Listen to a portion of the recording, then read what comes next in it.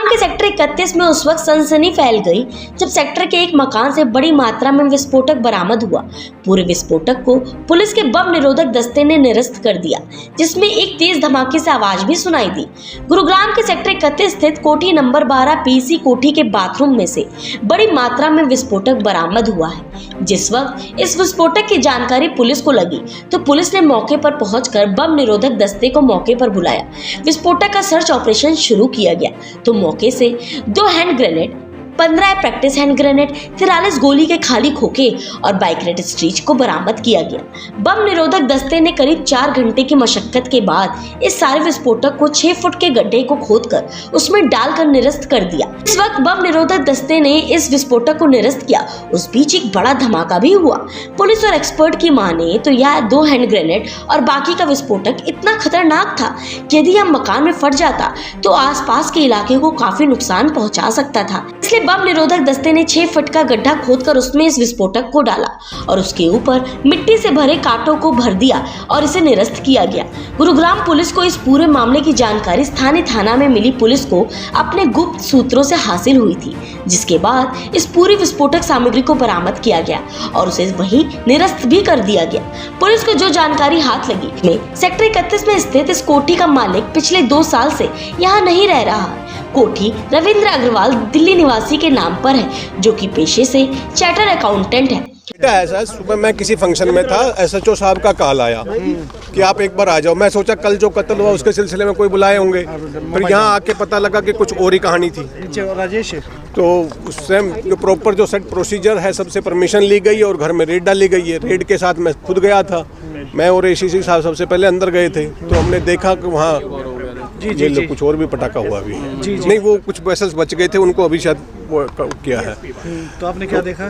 तो हमने वहाँ जा देखा कि सामने एक पोर्ट के अंदर वेस्टर्न स्टाइल का कमोड था, उसके अंदर जो है अम्युनिशन छुपा हुआ था। ऊपर 2 हैंड ग्रेनेड थे, नीचे एक पूरा कवर था। कवर उस टाइम क्लियर नहीं हुआ, लेकिन बाद में जब वो बम डिस्पोजल स्क्वाड को बुलाया गया तो वो सारी करीब 1.5 दर्जन जो ट्रेनिंग वाले हैंड ग्रेनेड थे वो मिले हैं और 2 हैंड ग्रेनेड बड़े थे। तो उनको एक प्रॉपर सेट प्रोसीजर के थ्रू 6-7 फीट का गड्ढा खोदा गया, उसमें उसको नीचे रख के और जैसा एक प्रोसीजर होता है उसमें वायर द्वारा उनको डिस्पोज ऑफ किया गया। कितने नुकसान पहुंचा सकते थे बेटा? ये नॉर्मली, मैं एक एक्स एयरफोर्स हूँ, हमने देखा है कि नॉर्मली जब आप ग्रेनेड लोब करते हैं तो एक पूरे बंकर को ध्वस्त कर सकता है, तो एक गाड़ी को भी ध्वस्त कर सकता है। काफ़ी बड़ा इम्पैक्ट हो सकता था अगर वैसे। सर, मकान किसका है? ये श्री रविंद्र अग्रवाल जी हैं, कोई उनका मकान है। पेशे से शायद वो सीए हैं।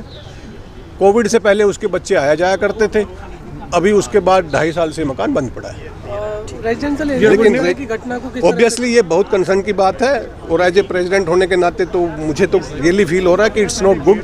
जितने भी इस तरह के मकान जो बने हुए हैं हम उनमें रेकी कराएंगे और सबको साफ करा के, और जितने भी मकान मालिक हैं उनको ये आदेश देंगे भाई अपने को या तो खाली करो या चौकीदार रखो। सर, आप अंदर गए थे, किस धमाका होने के बाद क्या? धमाका होने के बाद वो जितने भी कट्टे वट्टे जो जल जाते हैं, जो जितने भी बोरियां थी वो सब पूरा इम्पैक्ट है उसका। अगर वो कितने वो थे? 2 हैंड ग्रेनेड थे बेटा और 1.5 दर्जन जो है छोटे ट्रेनिंग वाले वो थे और करीब 40 खोल थे। पुलिस मकान मालिक से अभी एक ही पता कर रही कि आखिरकार यह विस्फोटक आया कहां से। गुरुग्राम के सेक्टर 31 से बरामद हुए इस विस्फोटक सामग्री के पीछे कई बड़े सवाल खड़े हो रहे हैं कि आखिरकार इस बंद पड़ी कोठी के अंदर इतनी बड़ी मात्रा में विस्फोटक कहां से आया और क्यों लाया गया।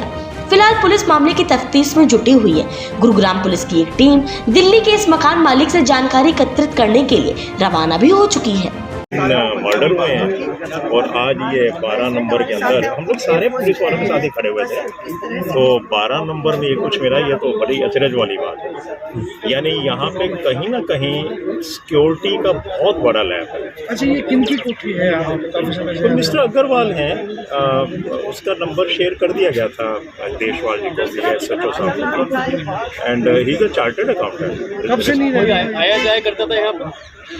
4 साल पहले की तो बात पता है, उसके बाद कभी देखा नहीं। क्योंकि 2 साल से कोरोना में तो कुछ भी नहीं किसी ने देखा ना, तो हम तो झांकते बाहर भी नहीं देखा। अच्छा मेरे नहीं कभी ऐसा देखा नहीं जी, हम तो खुद पकड़ लेते हैं अगर ऐसा हो कि बंदा कैसे खड़ा है, अभी क्यों खड़ा है। तो मेरे तो जो वो हैं डॉग्स हैं उनको मेरे गार्ड 2 बार घुमाते हैं, एक बार तो सुबह 5 बजे, एक बार फिर 12 बजे, एक बार शाम को 8 बजे। लेकिन कभी ऐसा कुछ नज़र नहीं आया कि ये किस टाइम ये सब चीज़ें होंगे, सरप्राइज। तो यहाँ कोई ऐसी एक्टिविटी होती थी, कोई हमारा किस्म के लोग जाना जाना या इस तरह की कोई देखो एक्टिविटी? जब पार्क में अंदर चले जाते हैं, घर के सामने तो नहीं, लेकिन पार्क में अंदर जाते हैं तो बोतलें पड़ी होती हैं, बियर की बोतलें पड़ी, तो ये तो आम। या रात में कभी कोई ऐसी आवाज़ की सुनाई? यार हम लोग ना सब एक्टिव से हैं, मतलब हमें कोई ज़्यादा टाइम नहीं लगता कि किसी का भी गले पे हाथ लगाना कहाँ से कैसे। लेकिन अच्छा ये बताइए कि आपके घर के बिल्कुल पड़ोस में ये घटना हुई है, क्या डर का माहौल है? नहीं, काहे का डर है, वे यार सरदार है यार, असरदार है, डर काहे का है? भगवान की मेहर है, सब कुछ है, कर लेंगे यार। नाम